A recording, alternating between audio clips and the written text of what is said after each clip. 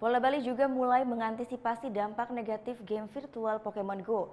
Selain melarang anggotanya bermain selama jam kerja, Polda Bali juga menghimbau masyarakat untuk tidak mencari Pokemon saat sedang berkendara. Game virtual Pokemon Go yang baru saja dirilis di luar negeri kini menjadi tren masyarakat dunia termasuk di Indonesia.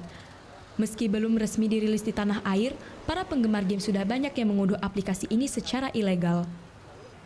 Selain rawan tindak kejahatan, kecelakaan saat berkendara, game ini juga disinyalir bisa membahayakan keamanan negara jika lokasi vital terekam intelijen negara lain.